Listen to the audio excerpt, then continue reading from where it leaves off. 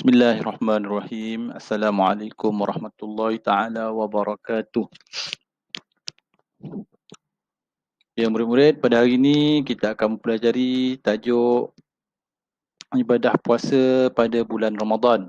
Diminta murid-murid bolehlah merujuk kepada buku teks Pendidikan Islam tahun 6 pada muka surat 115.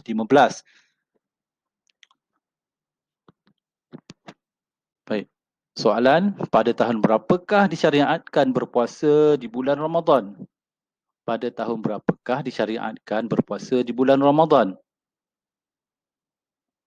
Murid-murid, bilakah disyariatkan? Ya, disyariatkan ibadah puasa pada tahun kedua Hijrah. Pada tahun kedua Hijrah. Baik, kita terus pergi kepada pengertian puasa. Pengertian puasa. Apa itu pengertian puasa? Puasa bermaksud menahan diri daripada perkara-perkara yang membatalkan puasa bermula daripada terbit fajar hingga terbenam matahari beserta dengan niat dan syarat-syarat tertentu. Menahan diri daripada perkara-perkara yang membatalkan puasa, iaitu makan atau minum dengan sengaja pada siang hari. Bila berlakunya puasa bermula daripada terbit fajar, iaitu ketika sebelum waktu subuh, waktu solat subuh, azan subuh sehingga terbenam matahari. Terbenam matahari bila? Masuknya pada waktu maghrib, maka berakhirnya kita berpuasa. Dan kita boleh berbuka puasa bila masuknya waktu maghrib. Berserta dengan niat. Kita puasa mestilah berserta dengan niat. Kalau kita berpuasa tanpa niat, tidak dikira berpuasa. Kita hanya menahan diri daripada lapar dan dahaga sahaja. Dan berserta dengan syarat-syarat tertentu. Apakah hukum berpuasa? Hukum berpuasa adalah wajib kepada orang yang cukup syarat. Wajib kepada orang yang cukup syarat. Dalilnya, a'udzubillahi minasyaitonirrajim. Ya ayyuhallazina amanu kutiba alaikumusiyam kama kutiba alal ladzina min qablikum la'allakum tattaqun. Wahai orang-orang yang beriman, kamu diwajibkan berpuasa sebagaimana yang diwajibkan atas orang yang dahulu daripada kamu supaya kamu bertakwa. Surah Al-Baqarah, juzuk yang kedua, ayat 183. Kita pergi ke seterusnya, iaitu syarat wajib berpuasa.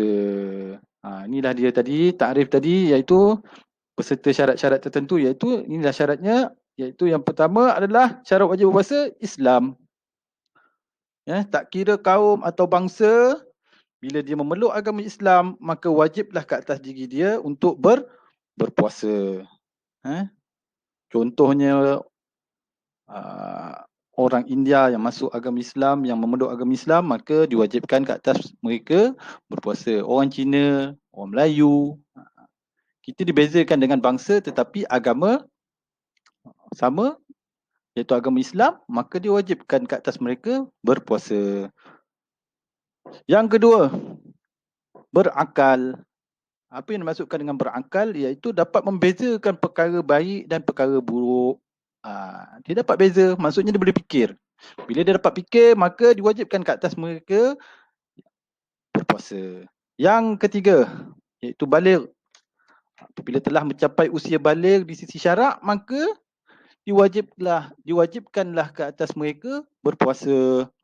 Kalau bagi lelaki keluar mani ketika mimpi, maka wajiblah ia berpuasa. Dan perempuan kalau didatangi haid. Yang keempat, mampu berpuasa. Apa itu mampu berpuasa? Dia sihat tubuh badan. Kalau sakit yang memudaratkan, tak wajib ke atasnya berpuasa. Kalau sakit yang memudaratkan, contohnya ibu yang sedang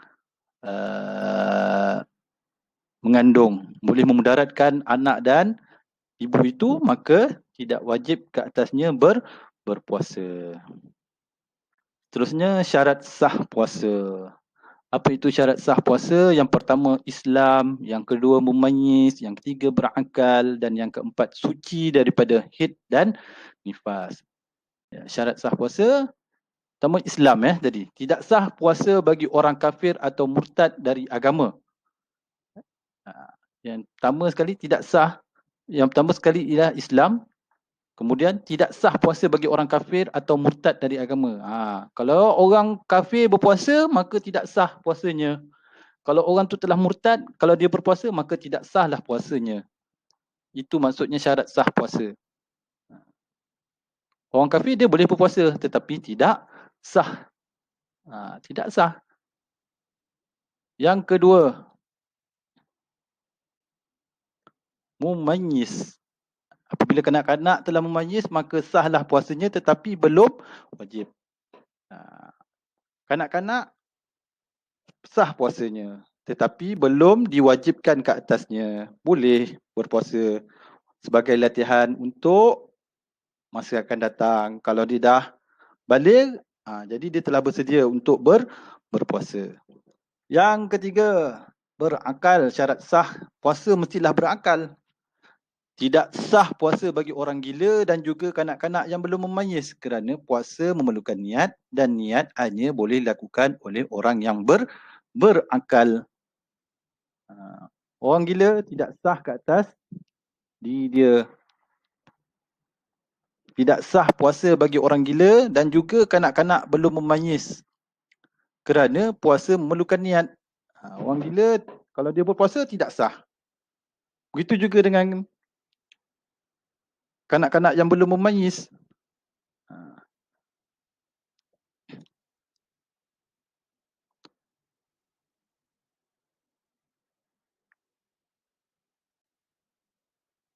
Baik, seterusnya yang keempat iaitu suci daripada haid, nifas dan wiladah. Tidak sah puasa orang yang didatangi haid, nifas dan wiladah. Malah diharamkan mereka untuk berpuasa. Bila didatangi haid, maka tidak sah puasanya kalau orang yang datangi haid. Ya. Baik. Pelajaran hari ini ya murid-murid ringkas saja iaitu hari ini kita belajar tentang pengertian puasa, yang kedua hukum berpuasa dan yang ketiga nalil, nakli berpuasa, yang keempat syarat wajib berpuasa dan yang kelima syarat sah berpuasa. Jadi murid-murid bolehlah mengulang kaji dengan membaca buku teks sebagai rujukan dan kalau sebarang pertanyaan bolehlah bersoal jawab di grup di grup Telegram Pendidikan Islam tahun 6. Dan sekian, terima kasih. Assalamualaikum warahmatullahi taala wabarakatuh.